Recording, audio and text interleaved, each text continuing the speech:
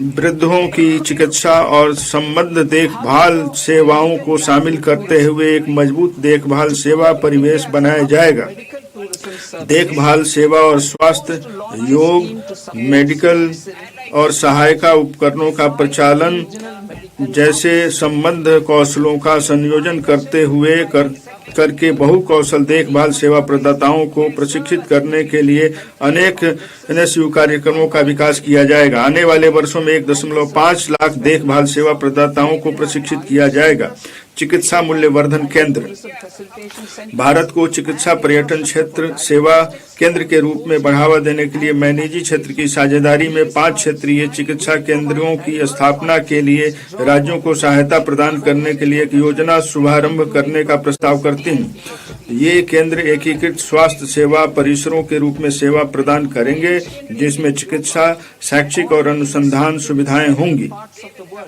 इसमें नैदानिक बाद के देखभाल और पुनर्वास के लिए आयुष केंद्र, चिकित्सा मूल्य पर्यटन सुविधा केंद्र होंगे।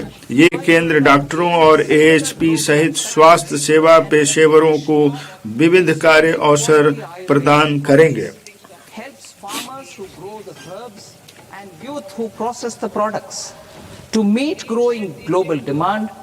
प्राचीन चिकित्सा पद्धति विश्व के विभिन्न भागों में पहले से सम्मान प्राप्त प्राचीन भारतीय योग को व्यापक वैश्विक पहचान तब मिली जब माननीय प्रधानमंत्री इसे यूएन में लेकर गए। कोविड के पश्चात आयुर्वेद को भी सम्मान, वैश्विक स्वीकार्यता और पहचान मिली है।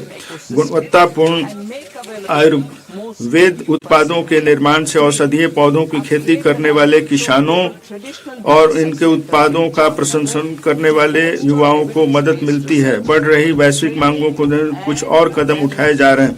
मैं 3 नए अखिल भारतीय आयुर्वेद संस्थान स्थापित करने, 2 प्रमाणन परिवेश के उच्च मानकों के लिए आयुष फार्मेसी और औषधि परीक्षण प्रयोगशालाओं का उन्नयन करने और अधिक कुशल कार्मिक उपलब्ध कराने,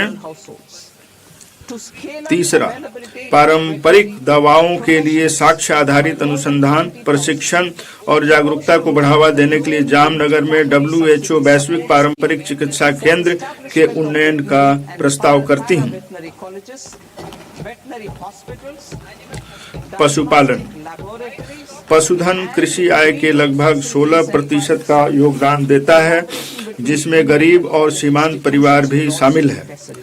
पशु चिकित्सा पेशेवरों की संख्या को 20,000 से अधिक करके उनकी उपलब्धता को बढ़ाने के लिए मैं निजी क्षेत्र में पशु रोग विशेषज्ञ और पैरा पशु शल्य महाविद्यालय, पशु अस्पताल, नैदानिक प्रयोगशालाओं और प्रजनन सुविधाओं की स्थापना के लिए एक ऋण संबद्ध पूंजी सब्सिडी सहायता योजना शुरू करने का प्रस्ताव करती हूँ।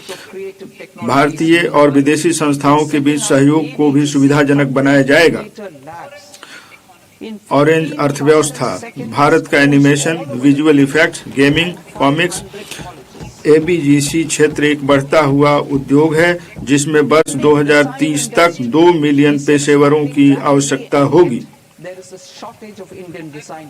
मैं Indian institute of creative technology Mumbai को 15,000 माध्यमिक विद्यालयों और 500 महाविद्यालयों में एबीजीसी कंटेंट क्रिएटर लैब स्थापित करने में सहायता प्रदान करने का प्रस्ताव करती हूँ।